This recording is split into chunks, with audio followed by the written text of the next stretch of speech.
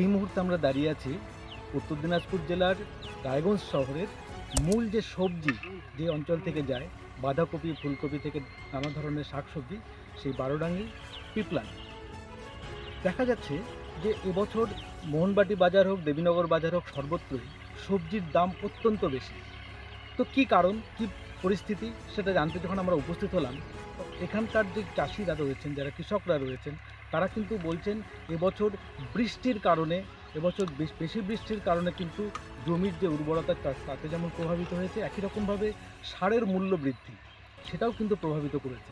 চলুন আমরা শুনে নিই এই অঞ্চলে যারা ফুলকপি লাগিয়েছেন বা বাঁধাকপি লাগিয়েছেন, কী কারণে এবছর শাকসবজির দাম অত্যন্ত বেশি। চলুন আমরা শুনি। দাদা, আপনার নাম কি? আমার নাম বাবলু সরকার। কি লাগিয়েছেন এবার? এবার এই যে লাপা শাক, মূলা শাক, এই পালং শাক এইগুলো লাগাইছি। বাজারে দেখা যাচ্ছে জিনিসপত্রের দাম অত্যন্ত বেশি, শাকসবজির দাম বেশি।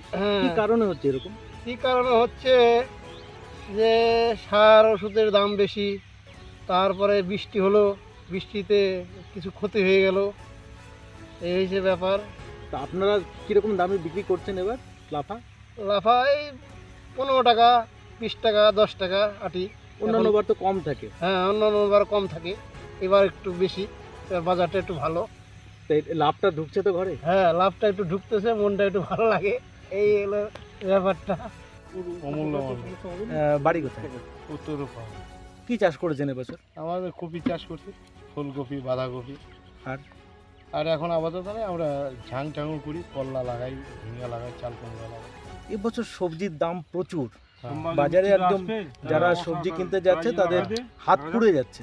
কেন এরকম অবস্থা? খরচা বেশি, সবজির দাম না হলে গৃহস্থ থেকে বাঁচবে। এক বস্তা সার কিনতে গেলে 2200 টাকা,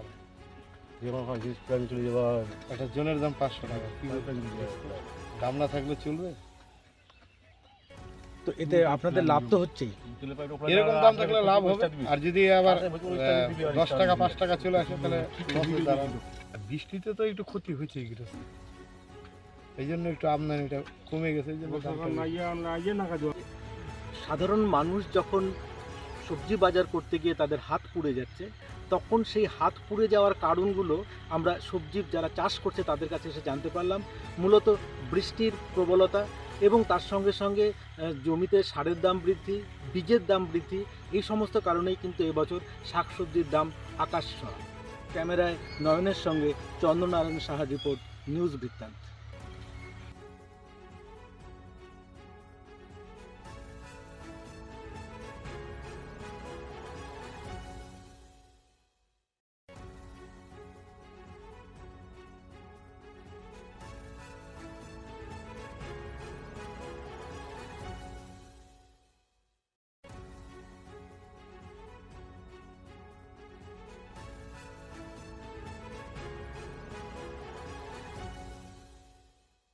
সব মাই চায় মেয়েকে রাজরানীর মতন সাজাতে, সাজিয়ে তুলতে চায় সোনার গয়নায়। তাই আমি বলছি, মেয়ের বিয়ের গয়না কিনুন ওরিয়েন্ট জুয়েলার্স, সোনা যা সর্বক্ষণের। ছোট ছোট অনুভূতি, স্মৃতিগুলো থেকে যায় সব সময় আদরে। কুকু কুকু, কিরে হলো? আসছি। লকডাউন সময় তো হয়ে এলো। কিছু স্মৃতির ভাজেই তোলা থাকে শুভারম্ভে প্রাপ্তি।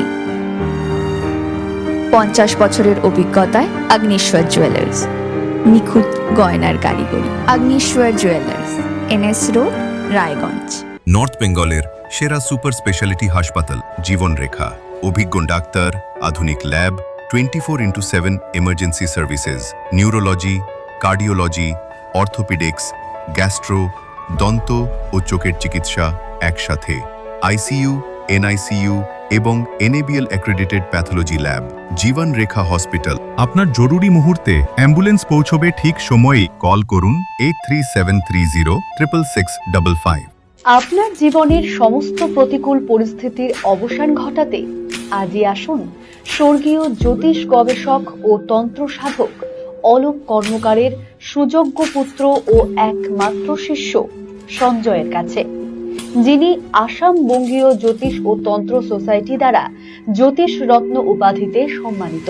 তাই আজই আসুন বংশানুক্রমিক ও সুদক্ষ জ্যোতিষ প্রতিষ্ঠানে। চেষ্টা নেশা মুক্তি ও পুনর্বাসন কেন্দ্র। এখানে যে কোনো রকমের নেশা ও মানসিক রোগের সঠিক চিকিৎসা করা হয়।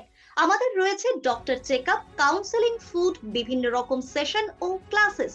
এছাড়াও রয়েছে স্পেশাল ভিআইপি ও এসি কেবিনের সুব্যবস্থা। Wait. So this was your wedding look. Oh my god, Tammy, you look pretty. Dhaka থেকে যখন আইছিলাম এ হগল আমার মা আমারে পরায় দিছিল। It's so authentic, Tammy. I will go for this look. But what about my goina? সাদা রঙের রুমালটিতে গোলাপি রঙের কাজ, সব মিলিয়ে দারুণ হবে নতুন কনের সাজ। আমার গয়না আমার শ্রী ঢাকা জুয়েলার্স, আভিজাত্যের গয়না।